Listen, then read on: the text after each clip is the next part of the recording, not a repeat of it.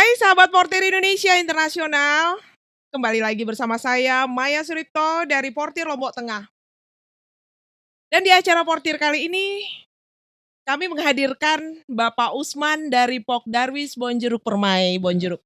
Selain sebagai Ketua Pokdarwis di Desa Bonjeruk, Pak Usman ini juga merupakan Ketua Asosiasi Pokdarwis Mandalika Lombok Ya, Tengah.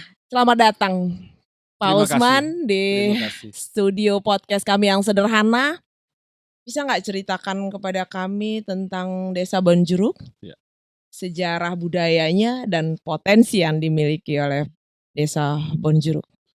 Baik, pertama-tama saya mengucapkan banyak terima kasih, luar biasa saya bisa dihadirkan di sini tentunya sangat menguntungkan buat saya juga bisa banyak belajar dan berbagi bersama Mbak Maya, Iya. Portir Indonesia, dan juga bersama sahabat-sahabat pariwisata di manapun berada, terutama di Lombok Tengah ya. Iya. Dan di Bonjeruk ini kaitannya dengan pertanyaan tadi, saya bangga menceritakan bahwa Bonjeruk ini memang kita beruntung berada di sebuah tempat yang tidak jauh dari kota ya, tidak jauh dari kota Praia, tidak jauh dari kota Mataram, dan juga hanya 20 menit dari bandara. Jadi Yes. ketika kita mengembangkan desa wisata ini sangat mendukung. Iya. Nah, kaitannya dengan potensi Bonjeruk, kita memiliki potensi yang cukup lengkap. Jadi dari SDA dan SDM-nya. Nah, Alhamdulillah. untuk SDA-nya ini kita memiliki alam yang indah ya, makanya Yes. Pokdarwis di sana namanya Permai itu Permai. diambil dari keindahan pedesaan itu. Nama yang layak. Iya. Jadi sungainya dengan tebing purba yang ada di situ, kemudian persawahannya memang suasana aslinya tetap dapat, kemudian ada rumpun bambu. Itu yang alamnya, kemudian yang budayanya atau sejarahnya ini saya rasa di Lombok Tengah banyak orang yang mengetahui bahwa Bonjeruk memang terkenal dengan sejarahnya. Iya. Dan peranan Bonjeruk itu sangat besar mulai dari era kerajaan Bali waktu itu, kemudian sampai ke pendudukan Belanda, Iya. sampai ke zaman kemerdekaan itu peran Bonjeruk itu sangat penting di dalam setiap periode ini. Betul. Sehingga ini yang membuat Bonjeruk terkenal dengan sejarahnya dan budaya-budaya di era dari era kedatuan itu tetap terjaga sampai sekarang. Nah, potensi yang dua inilah yang kemudian yang kita kembangkan di Desa Bonjeruk sebagai desa wisata. Ya. Ya, luar biasa ya Pak ya. Saya pun sebenarnya kenapa saya memilih Bonjeruk untuk mohon maaf, kenapa kami memilih Bonjeruk sebagai tempat yang kami fokus untuk mengadakan penghijauan, karena memang dari seperti yang Pak Usman bilang bahwasanya di situ SDM. Ya. Ya. Luar biasa. Oke, tadi kan Pak Usman udah cerita bahwasannya Bonjeruk ini pernah berjaya di masa Belanda. Bisa nggak tolong diceritakan? Ya, jadi pada era Belanda itu waktu itu ini berkaitan dengan bagaimana pendudukan Raja Bali waktu itu dan Bonjeruk dan beberapa desa yang lainnya itu berjuang untuk memastikan bahwa Lombok Tengah ini terhindar dari kerajaan Bali, serangan pendudukan Bali. Jadi di era Belanda itu salah satu orang atau tokoh yang secara pendidikannya tinggi waktu itu, Lalu Srinate itu salah satu dari sedikit orang di Lombok Tengah yang bersekolah ya, yang memiliki jenjang pendidikan tinggi. Sehingga pada saat penentuan pembagian wilayah yang disebut dengan kedistrikan waktu itu, maka Lalu Srinate adalah calon yang cukup jelas waktu itu. Sehingga dijadikan sebagai kepala distrik ya waktu itu. Dan juga keturunan sebelumnya juga begitu.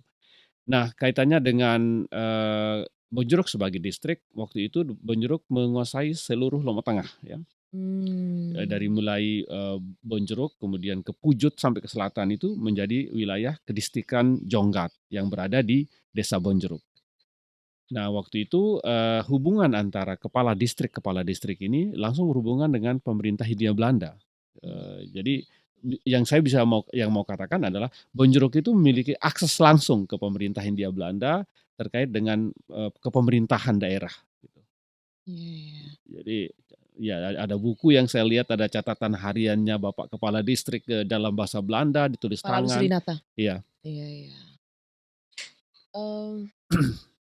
Ada satu yang membuat saya bertanya-tanya, kok bisa ya bahasa Bonjuruk mirip sama Iya, bahasa yang orang-orang di Pujut gitu, di Pak? Pujet ya. Bisa cerita sedikit mungkin, apa ada hubungankah antara Pujut sama Bonjuruk sehingga bahasa mereka hampir sama gitu, berbeda dengan Praia beda Iya kan iya iya. gitu, bahkan Puyung pun berbeda ya, Pak, ya? Puyung Beda Puyung juga. berbeda juga kan ya, Pak, Iya. ya? Walaupun berdekatan gitu dengan Puyung gitu Iya, kan, desa eee, sebelah, ya. nah desa sebelah, apalagi di desa-desa yang lain. Nah, Mhm. keterkaitannya ini apa ya, Pak, ya, dari desa Bonjuruk ini kok bisa bahasa mereka sama dengan, yang di wilayah Pujut gitu? Iya. Ada suasana yang tidak nyaman waktu itu di Kedatuan Pujut, Iya. terkait juga dengan pendudukan Bali, Karangasem. Nah, karena ketidaknyamanan itulah salah satu dari tokoh, Kedatuan, Pujut yang bernama, Raden Nune Punte, itu mencoba untuk mengasingkan diri atau mencari tempat yang lebih nyaman untuk melaksanakan ritual-ritual agama, Oh. kepercayaan kalau saya boleh Iya bilang iya. ya. Nah kemudian, berdasarkan hasil diskusi dengan masyarakat di Pujut waktu itu, maka terjadilah keputusan bahwa mereka akan pindah. Dalam bahasa Sasak namanya rarut. Rarut itu berpindah dari Rarut. satu tempat. Rarut itu kalau dalam bahasa Sasak tidak hanya fisik ya, tapi membawa barang-barang, membawa Oh, sapi dan sebagainya lah ya. iya iya, Nah kemudian boyongan. boyongan. Iya. Nah terjadilah rarut pertama itu pada tahun 1852. Iya. Itu langsung dari, Raden Nunupunte bersama masyarakat pindah ke desa Bonjeruk dan melakukan, Oh, settlement atau pendudukan di sebuah tempat di barat ya, di desa Bonjeruk agak ke barat. ke barat, iya. Nah di situlah mereka, kami keturunan kami itu, pertama kali berdiam diri di desa Bonjeruk. Namun situasi tidak selalu aman ternyata, walaupun beliau di sana terjadi juga peperangan di mana-mana, Iya iya, sehingga pertikaian. jiwa warriors-nya Raden Nunupunte tidak bisa hilang, walaupun sudah nyaman, keluar perang juga gitu. Oh, Nah, keren ya. putranya bernama Raden Umas, yang kemudian terus ke bawah sampai Diabadikan sekarang sebagai nama masjid sebagai yang ada di Bonjuruk? nama masjid yang ada di Bonjeruk dan beliau juga pendiri desa Bonjeruk, Wah, pada tahun 1886. Ya, oh jadi sekitar 30 tahun, waktu itu Raden Umas masih kecil, waktu rarut oh. itu, ya. Jadi, boyongannya Pujut itu ke Bonjuruk Ke Bonjeruk, sehingga, iya. bahasa bahasa di Sehingga Bonjuruk sama ya, Pak, ya, ya, dengan yang di jadi Pujut, oh orang pantesan Pujut yang pindah ke pindah ke Bonjeruk, Bonjuruk, ya. iya iya. Kemudian lalu Surinate sebagai kepala distrik terakhir dan juga mengikuti fase pemindahan dari distrik ke kabupaten, yang kemudian beliau Oh menjadi bupati. Jadi ada satu rentetan keturunan yang sama gitu. oh, Kalau menjadi beliau, kepala distrik terakhir menjadi kepala distrik pada tahun 1933, ya, 1933. sampai dengan 1933 ya. Oh, Nah iya kemudian iya. karena terakhir itu udah mau menjelang persiapan kemerdekaan, Iya, jadi, kedistrikan kemudian lalu pindah ke kabupaten, ya, Raya ini? di Praia. Dan beliau Oh, jadi ininya. Nah, oleh karena itu, beliau sebagai kantor bupati yang ya, pertama gitu ya? iya, oleh karena itu kantor Oke. distrik itu masih ada di Desa Bonjeruk yang ada tulisan Gedeng Belik 1933 dan bahkan hari ulang tahun Lombok Tengah waktu pertama kali diadakan itu diadakan di Bonjeruk, ya. Tahun berapa itu, Pak? Saya tidak ingat tahunnya, tapi tidak lama, kurang dari 10 tahun yang lalu ketika Lombok Tengah memperingati hari, jadinya itu pernah diadakan Di di Bonjuruk? Bonjeruk ya, Oke, ya. iya iya. Tolong diminum Kopinya dulu ya. kopinya, Pak. Namanya aja Iya kopi morning kan. iya, Jadi minum kopi dulu kita. makasih. Mantap ini kopinya Mama ya. Tanpa gula. Iya. Mantap pahitnya ya. Mantap pahitnya. Dan enak ya. Iya, ini Arabica Sajang. Mmm, Oke ya. mhm, Dari Lombok juga. Lombok juga ya. Yang paling menarik di Desa Bonjuruk itu menurut kami ya, Pak, ya, Mhm, itu ada 2 lesehan atau, 2 lesehan yang dibangun oleh Pok Darwis iya Bonjeruk, yaitu Kantin 21 dan Pasar Bambu. iya Itu luar biasa banget saya bilang ya, ada Pok Darwis yang mampu membuat, membangun 2 tempat yang cantik, yang kemudian viral. Itu bisa diceritakan, bagaimana, bisa memulai membangun itu, kedua-duanya, Pak? Iya. Terima kasih sudah menyebut 2 tempat itu, lebih itu udah promosi Ini kayaknya. kita lagi branding, Pak. Iya iya, terima kasih Kita banyak lagi ya. branding Kantin 21 Iya. dan Pasar Bambu kan? Iya, luar biasa. Iya, tolong ceritakan Pak, gimana bisa Iya. terkelola dengan baik? Awalnya saya mulai dari Kantin 21 ya, jadi saya dulu sebelum Desa Wisata Bonjeruk ada, saya waktu itu punya ide untuk bisa mengajarkan anak-anak Bonjeruk berbahasa Inggris. Iya. Nah, waktu itu saya mengusulkan kepada salah satu NGO, mudah-mudahan bisa dibantu untuk, sarana penunjang, untuk kursus ya. Iya. Nah, akhirnya alhamdulillah kami disupport oleh salah satu, travel bureau ya, yang memberikan kami bantuan untuk pembangunan fisik dan juga penataan, sanitasi dan lingkungan untuk mengakomodir, siswa-siswa yang belajar bahasa Inggris supaya bisa ngecamp. Oke. Bisa ngecamp, tapi ngecampnya itu bukan di jungle ya, tapi Iya. camp yang mudah diakses, nyaman tempatnya, dan kami berharap waktu itu anak Bonjeruk bisa dong juga seperti anak kota, sesekali makan di meja, kemudian Oke. bersama rombongan yang lain, dan juga mungkin ada waktu momen di mana mereka camping dan dipandu oleh orang asing. Nah, itu cita-cita saya. Oke. Alhamdulillah terwujud dan dibuatlah Bonjeruk English Camp ini. Oh, iya. Nah, dalam perkembangannya kemudian, ada desa wisata terbentuk di Bonjeruk, ada Pok Darwis. Nah, akhirnya kami berkolaborasi, antara, English Camp dengan Pok Darwis. Nah, Pok Darwis ini punya ide untuk, mengembangkan tempat ini tidak hanya sebagai kursus bahasa Inggris, tapi juga sebagai sentral kuliner. Iya. Kuliner dan juga aktivitas wisata. Nah, maka dibentuklah Kantin 21. Nah, Kantin 21 itu idenya berasal dari, 21 itu adalah tanggal lahir anak saya, Oke. 21 juga adalah hari lahirnya Pok Darwis. Oh. Dan kebetulan juga ada tempat di Bali yang, ramai, memang berbeda konsep sih, tapi Iya. namanya Kantin 21, Lovina, ya. Jadi supaya rame, maka kita beri nama Kantin 21 yang menyediakan berbagai jenis, kuliner khas Bonjeruk, antara lain ada paket ayam merangkat, Iya. ada paket begawi, ada paket roah. Jadi kalau nggak diundang begawi atau nggak diundang roah, ya udah datang aja ke Bonjeruk, jadi nggak usah Wah. diundang. Iya, Dalam iya. acara itu udah bisa menikmati menu khas itu. Silakan Iya. itu di Kantin 21. Nah, kalau kalau Kantin 21 itu atmosfernya atau lingkungannya lebih ke persawahan. Iya. Kalau di, Pasar Bambu Bonjeruk itu, adalah lapak kuliner yang ada di bawah rumpun bambu. Jadi sayangkan kalau lahan yang ada di bawah pohon bambu kan nggak bisa hidup, tanaman-tanaman ya, Iya. berulang kali mereka tanam buah dan, juga yang lainnya tapi tidak hidup. Dan bambu tersebut cenderung untuk ditebang terus. Iya, iya. Akhirnya kami berpikir kayaknya ini perlu inovasi. Nah. Nah, kita buat, lahan tersebut sehingga bisa digunakan sebagai lahan usaha atau lahan kuliner yang juga menyediakan makanan khas Bonjeruk. Iya.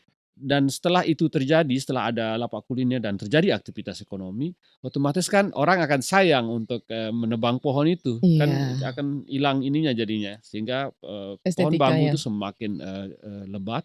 Iya. Dan ini juga merupakan, usaha, ini Kantin 21 dan Pasar Bambu ini adalah dalam rangka usaha untuk pemberdayaan masyarakat. Di Iya. tempat di mana masyarakat bisa berpartisipasi dalam mengembangkan pariwisata dan juga mendapatkan keuntungan secara ekonomi, ya. Menghidupkan UMKM juga. Iya. Yang saya lihat memang, banyak titipan-titipan dari sahabat-sahabat kita yang bergerak di UMKM ya, Pak, ya. Iya. Keren banget lah. Dan itu semua alhamdulillah dikelola Pok Darwis sampai sekarang ini dan juga dibantu oleh masyarakat lokal. Sebelah selatan Iya. di dekat Pasar Bambu Bonjeruk ada kampung namanya Kampung Sedindre yang sudah Iya. melakukan, pengolahan pupuk organik. Alhamdulillah. Sudah Iya, keren. menghasilkan berapa, pupuk cair. Keren Ya. banget. Semoga ini menjadi inspirasi untuk Iya. Pok Darwis yang lain, bukan sebagai ini kita berbicara tentang kepedulian, Iya. bagaimana membangun sumber daya alam dan sumber daya manusia ya, Pak, ya? Iya, saya mewakili Pok Darwis Bonjeruk Pemai memang luar biasa bangga terhadap, kerja tim kami dan juga dukungan dari pemerintah desa dan elemen pemuda yang lainnya. Kita semuanya bersinergi.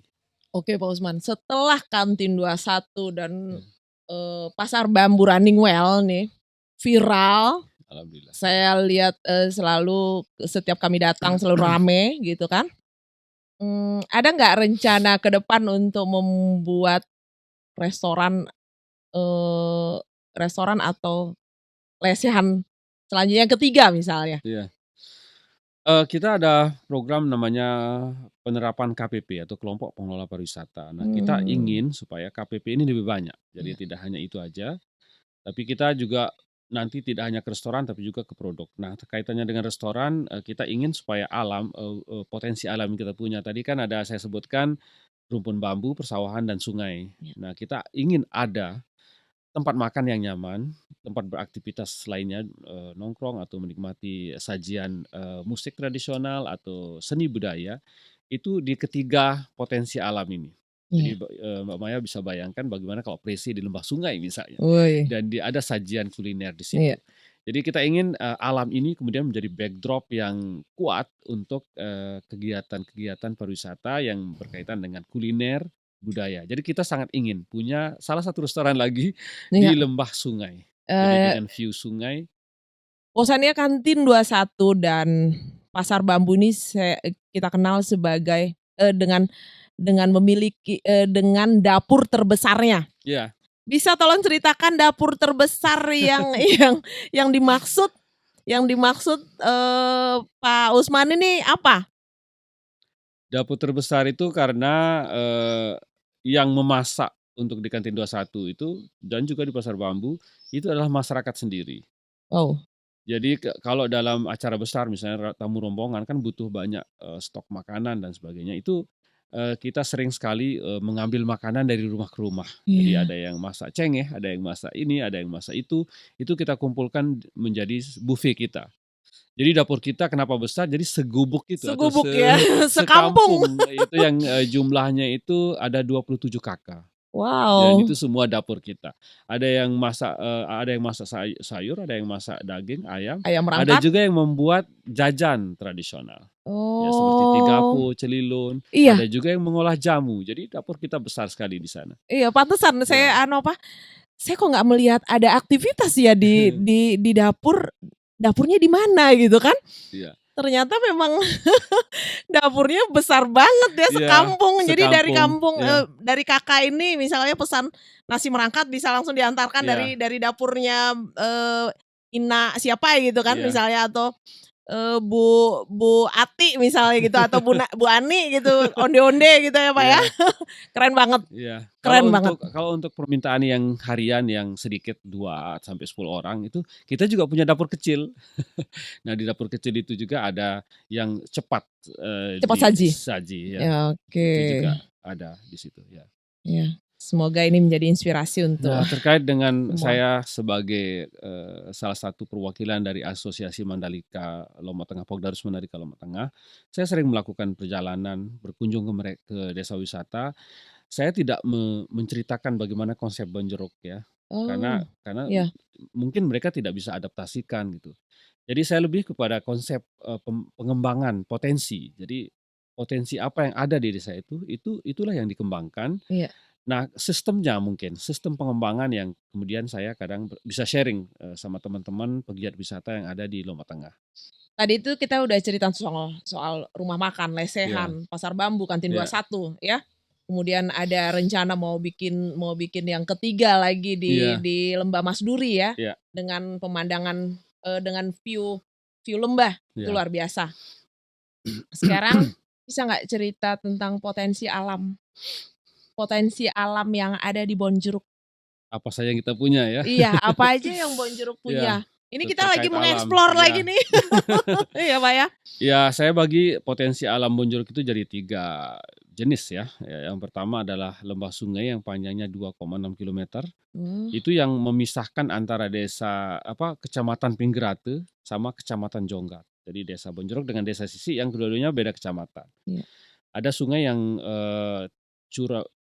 cukup curam, makanya disebut orang sana menyebutnya kokoh dalam, berarti sungai dalam karena curam ya, ketinggian tebingnya.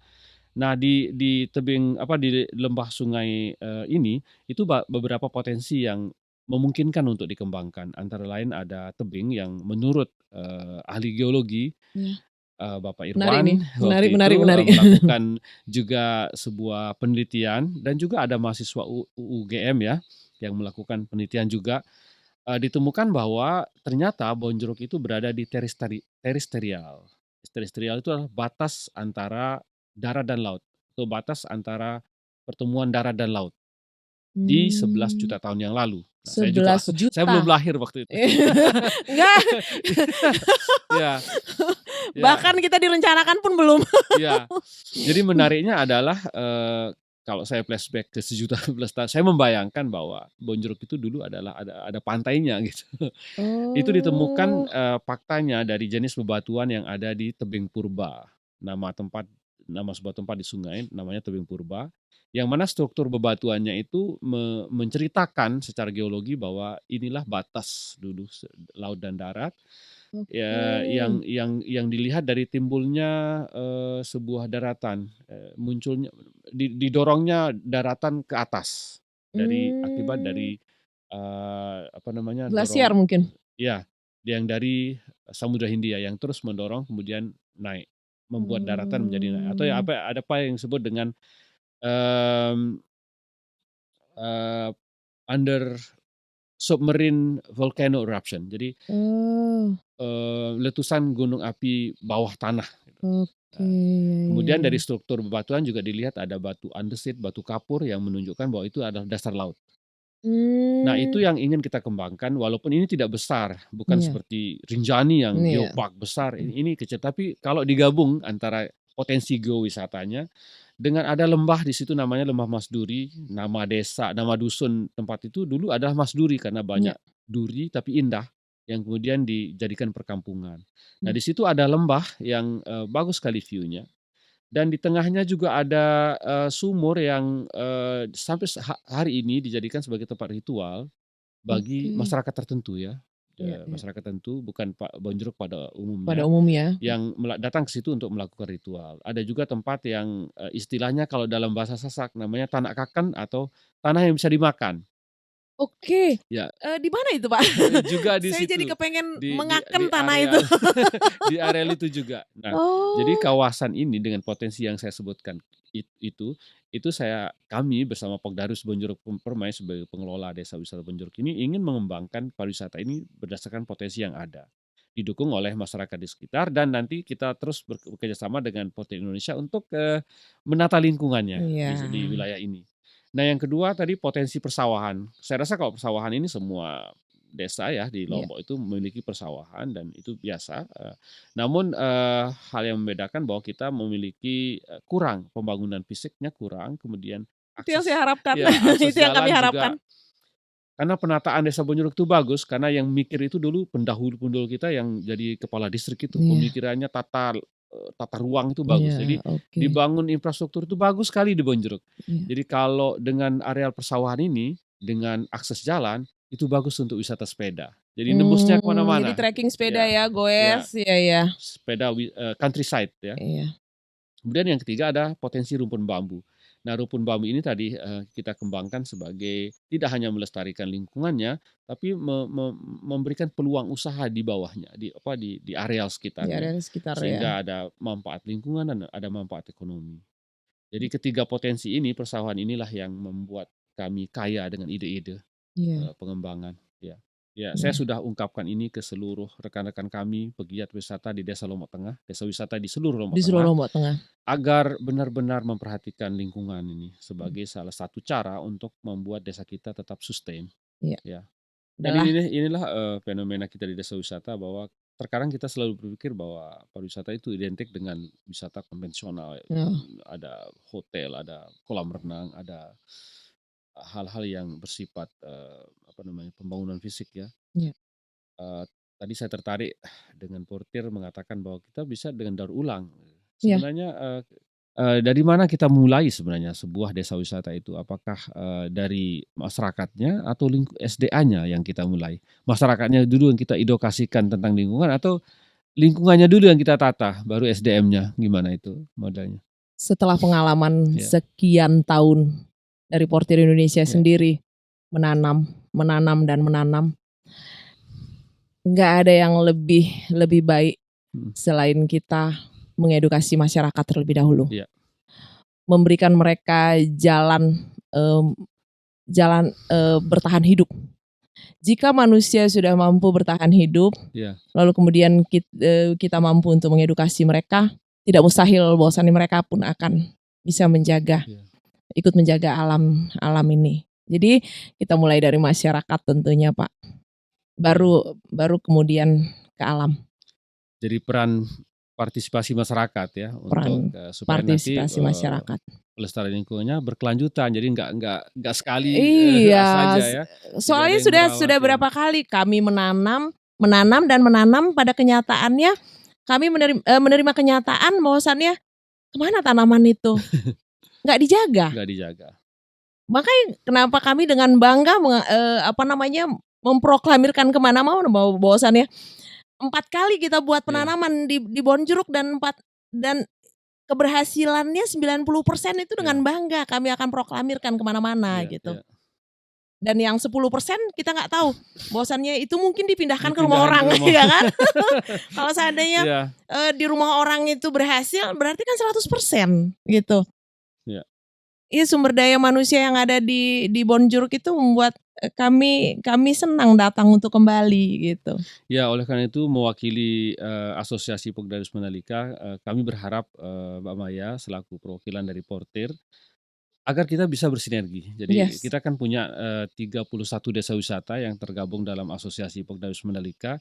Mungkin nanti dari sisi lingkungannya mohon kami untuk dibantu untuk menyadarkan awalnya dari Pogdarusnya mungkin atau pemerintah desanya untuk edukasi ke mungkin tidak sekali 30 desa ya, tapi bertahap mungkin dari desa yang ada kita di mulai tengah dari dusun, mungkin, Pak. atau dari dusun kita lakukan. Itu bisa kita lakukan ya dengan Portir Indonesia ya, dengan Asosiasi Pogdarus Mandalika. Insya Allah. Nah, oke, Pogdarus Bonjeruk punya acara nggak untuk merayakan 17-an Agustus? Oh ya, sangat rame di sana. Rame dalam arti banyak acara ya, bukan rame kerumunan. Nah, kita awalnya berdiskusi dengan Karang Taruna, gimana sih caranya kita membuat acara yang manfaatnya ada. Kalau dulu kan atribut aja, begitu habis 17 dibuka dan menjadi sampah gitu. Oh iya.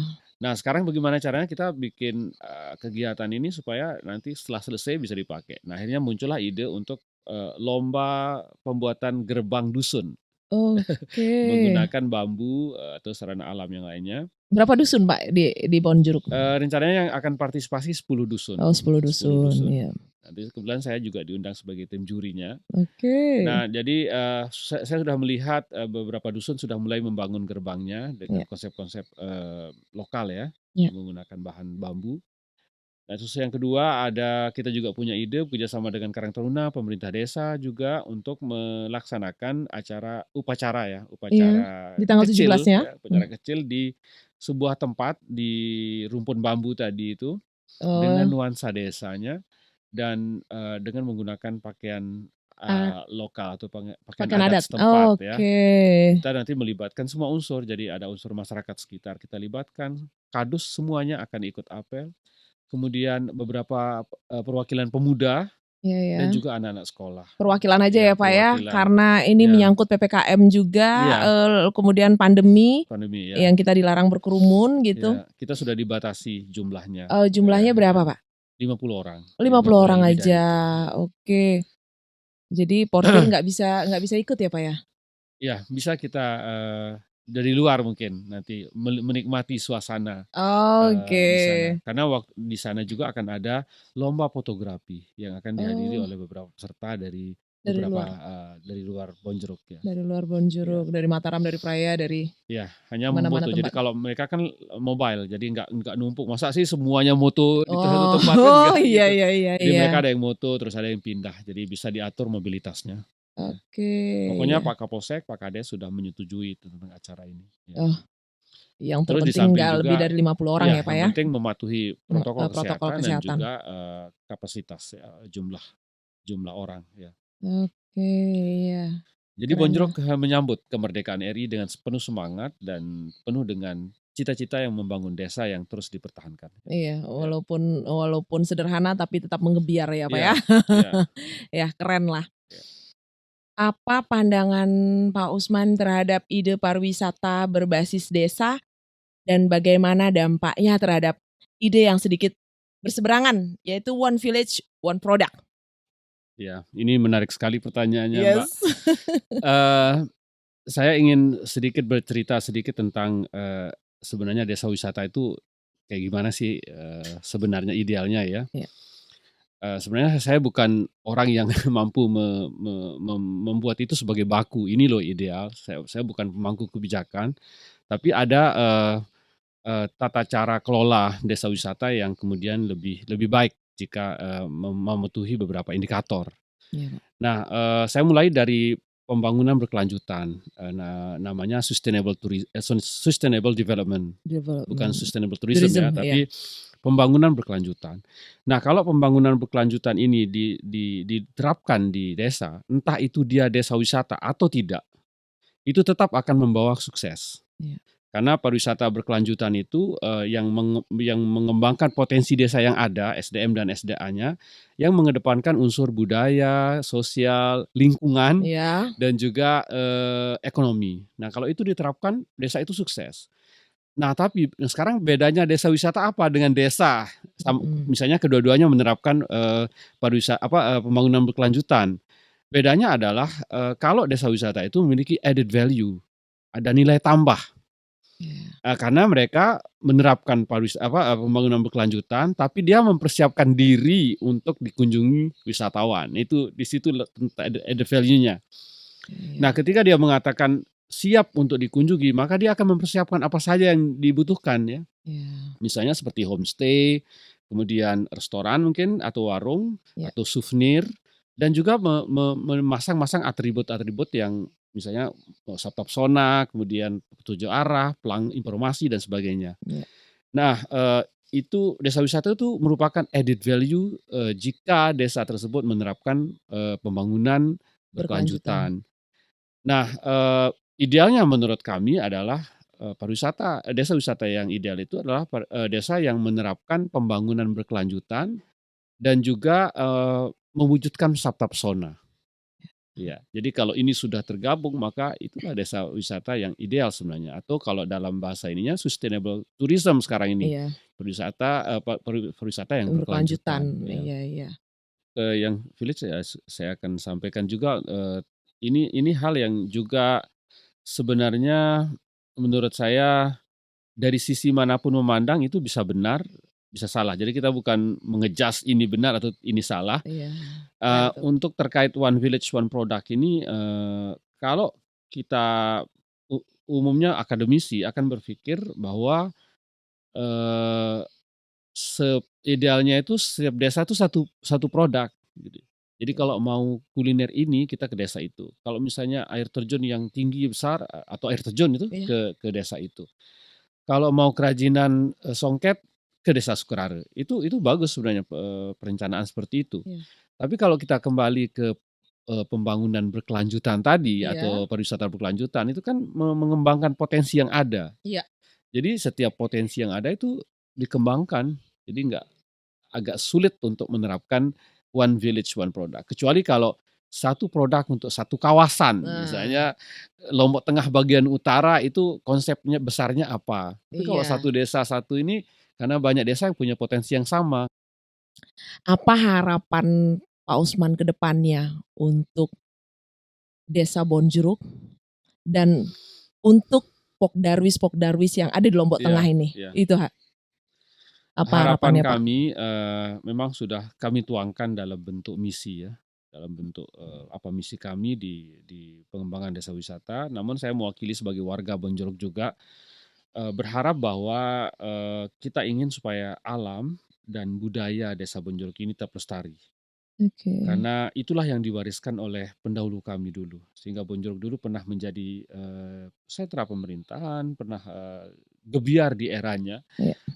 Orang tua saya sendiri bercerita bahwa zaman dulu itu Bonjolok itu, luar biasa gitu. Iya. Nah, kata-kata seperti itu yang datang dari orang tua saya ini yang ingin, kami, raih kembali melalui pelestarian alam dan lingkungan.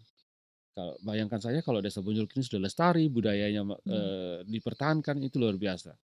Jangan sampai kita tergerus dengan budaya-budaya dan pengerusakan lingkungan. Terus harapan kami kedua, kami ingin juga setiap orang di Desa Bonjeruk bisa bisa punya peluang untuk mengembangkan diri. Iya. Kalau misalnya dia punya potensi, dia punya bakat, ada ruang di Bonjeruk tempat dia tuangkan. Itu Iya. dalam rangka untuk peningkatan peluang usaha atau ekonomi. Atau jangan ada single parent kalau dia tidak punya ini, tapi di Bonjeruk ada ruang buat mereka. Iya, iya. Atau disable misalnya bisa Iya. juga beraktivitas. Nah, yang ketiga adalah peningkatan SDM. Saya tahu bahwa Bonjeruk memang kita masih punya banyak PR tentang SDM, sumber daya manusianya.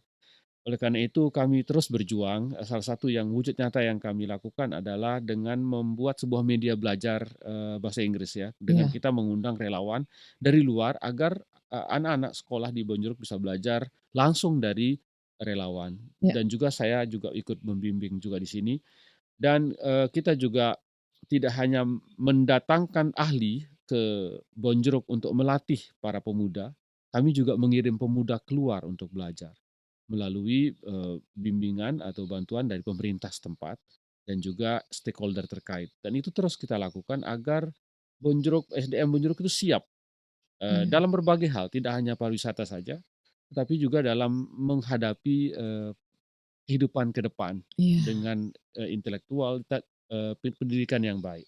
Jadi sekali lagi saya ulang, kami ingin Bonjeruk itu alam dan budayanya lestari, masyarakat punya peluang usaha, punya income Yes. yang lebih. Kemudian yang ketiga, anak-anak kami, pemuda kami memiliki peluang untuk meningkatkan pendidikan kapasitas pendidikan mereka Kapasitas dan pendidikan. keterampilan ya. Iya, iya. Luar Itu biasa harapan ya, Pak kami ya. ya.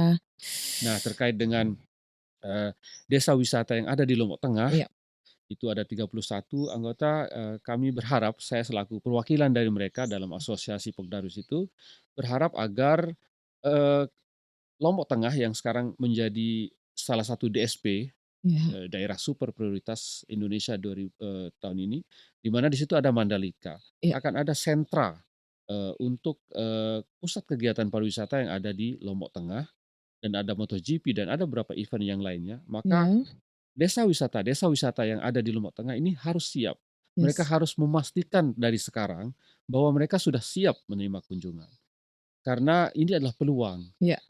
Kemudian di samping bisa memanfaatkan peluang, kami berharap juga bahwa desa wisata yang ada di Lombok Tengah ini mengedepankan konsep sustainable tourism atau Iya. pariwisata yang berkelanjutan.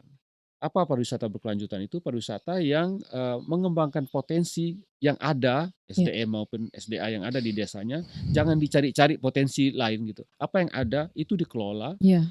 SDM-nya apa yang ada itu dikembangkan, Iya. lalu mengedepankan 4 unsur. Jadi unsur budaya, sosial, ekonomi, dan lingkungan. Yes. Kalau ini mereka terapkan, maka akan jadilah desa wisata yang berkelanjutan. Iya. Kalau kita punya 31 desa wisata Lombok Tengah yang berkelanjutan, menerapkan konsep 31 ya, Pak ini, ya? ya, maka insya Allah saya yakin bahwa Lombok Tengah itu akan sangat pesat perkembangannya. Iya, iya. Ya, Semoga ya, harapan Pak Usman menjadi ya, menjadi harapan kita semua ya, Pak ya, ya. Terutama yang kawan-kawan kita di Pokdarwis yang lain ya, gitu ya. Kebanyakan dari Pokdarwis yang lain kan dalam rangka mereka meminta meminta dukungan sama pemerintah, yang ada pemerintah mendukung, tapi malah lebih banyak ke pembangunan fisik. iya, Ya, misalnya seperti pembuatan bruga, apa namanya, bruga yang apa, eee, bikin bruga-bruga kayaknya nggak terlalu inilah, padahal iya, sebenarnya dengan menanam pohon, gelar tikar cukup sebenarnya, itu kan, Pak? iya, Seperti yang nanti akan dibuat di Lembah Mas Duri itu kan, iya, itu pakai tikar aja, iya, fotoannya cantik, ya kan? Daripada iya, membangun bruga-bruga, kayaknya nanti bruga itu hanya dalam waktu 1 tahun, 2 tahun udah ringsek. iya. Iya. Makanya kita dulu sebut ada piknik lunch. Eh, Salah satu cara makan kita di sini piknik, ya, yuk makan Iya, piknik nanti di makan Lembah piknik. Mas Duri itu. Jadi bukan makan lesehan tapi piknik. Jadi Iya, gelar tikar di gelar atas tikar, rumput iya. gitu. Tinggal Tikarnya pesan, tikarnya juga tikar pandan itu iya, yang ada tinggal di pesan Pasar Bambu ya. makanan, Mm, dan makanan pun makanan khas. Makanan khas. Makanan, Jadi itu dia iya, yang keren kita ya, Pak. kita inginkan ya. Iya. Ya ada beberapa desa memang yang masih kita perlu sama-sama sharing dengan mereka, ya Edukasi. edukasi supaya jangan berpikir instan. Jadi begitu ada proyek pariwisata yang mereka buat, kemudian langsung serta-merta warung langsung terbentuk Iya. dan warungnya juga mau jual apa saja dulu yang penting bisa dapat uang gitu. Itu kan konsep awal yang akan menyulitkan ke belakangnya gitu. Iya, ke depannya Sulit kalau masyarakat sudah mulai, kita untuk memberhentikan atau menyetopnya itu sulit. sulit. Jadi Iya. lebih awal Buat diskusikan. ketentuan, Iya, ya, buat ketentuan diskusi, iya, lalu kemudian buat ketentuan bahwasannya yang boleh dijual di sini adalah makanan iya. khas, lalu kemudian Heeh. nggak ada tuh yang apa namanya saset-saset gitu Iya, kalau minumannya, yang fresh iya, gitu untuk kesehatan juga iya. gitu loh Pak. Alhamdulillah sekitar 90% tema-tema Iya, ini sudah kami terapkan di Bonjeruk. Jadi sejak awal kita memang sudah memberikan ketentuan bahwa menu apa saja yang akan kita sajikan di sini, khas Bonjeruk yang mana yang akan kita angkat, dan alat-alatnya juga kalau bisa kita tidak menggunakan plastik ya. iya, iya. Totali, walaupun ada saja beberapa, tapi 90% kami menggunakan non plastik untuk alat dan bahan Nah ini dapur ya. menarik ya Pak ya, menarik sekali Hmm. untuk dibahas tentang awik-awik, awik-awik desa, Ya. perdes. Eh ada nggak kecenderungan bahwasannya kepala desa apa namanya membuatkan aturan atau awik-awik untuk tidak boleh tidak boleh menebang pohon misalnya atau membuang sampah sembarangan. Ada nggak kecenderungan bahwasannya Pak kepala desa bisa diajak kerjasama untuk kepedulian pada lingkungan kita ini, Ya. untuk masyarakatnya. Ya. Soalnya apapun yang kita edukasikan kalau tidak ada peraturannya, memang agak sulit Ya, sedikit ya, kita ya Pak ya. ya, Kita akan lebih banyak bekerja keras gitu kan. ya. Ada sekali kecenderungannya, walaupun memang kita belum memiliki peraturan tersebut secara tertulis. Iya. Namun kami sudah berkomunikasi dengan lembaga adat setempat, itu sudah membuat awik-awik. Jadi ada produk yang mereka buat. Tapi awik-awik yang mereka buat itu adalah awik-awik tidak tertulis. Oke. Jadi hanya disampaikan pada saat kejadian adat ya, proses adat. Itu yang tidak tertulis. Nah, yang tertulis ini yang belum dilakukan di banyak desa termasuk di Bonjeruk, namun kecenderungan untuk bisa itu bisa kita lakukan. Walaupun sebenarnya awik-awik itu sudah dilaksanakan, tapi saya setuju dengan Mbak Maya bahwa kita perlu membuat ini secara tertulis Iya. sebagai panduan, dan kita akan usahakan untuk mendorong pemerintah desa untuk segera membuat peraturan desa ini. Apalagi Pak Usman kan sebagai ketua asosiasi Pokdarwis mungkin bisa mengajak kawan-kawan kita untuk menyatukan persepsi, menyatukan visi gitu kan. Untuk kedepannya, bahwasannya perdes ini sangat-sangat penting. Sangat penting ya. Iya, sangat penting Pak. Karena kalau misalnya saya seorang yang bukan dari unsur pemerintah, ketika saya mengajak masyarakat, ada kecenderungan apakah ini program desa atau siapa gitu. Kalau kita punya perdes, maka ini bunyinya di sini mengatakan bahwa kita tidak boleh membuang sampah sembarangan misalnya.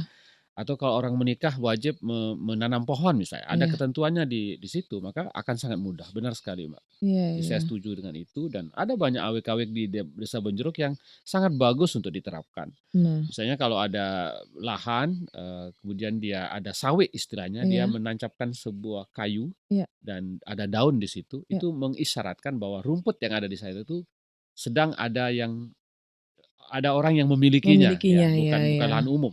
Sehingga orang yang nyabit itu tidak sembarangan di mana lihat rumput yang hijau gitu. Nah itu sawi itu juga sangat bermakna luas bagi kami. Jadi sawi itu adalah tanda bahwa itu sudah menjadi hak orang lain.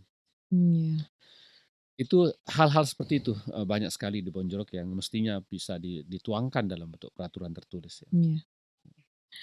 Oke, terima kasih Pak Usman atas kehadirannya di studio podcast Portir Indonesia yang sederhana. Semoga apa yang sudah kita bahas tadi bisa menginspirasi banyak orang. Terima kasih. Ya Pak ya. Dan terima kasih sudah berkenan untuk datang ke tempat kami yang sederhana ini.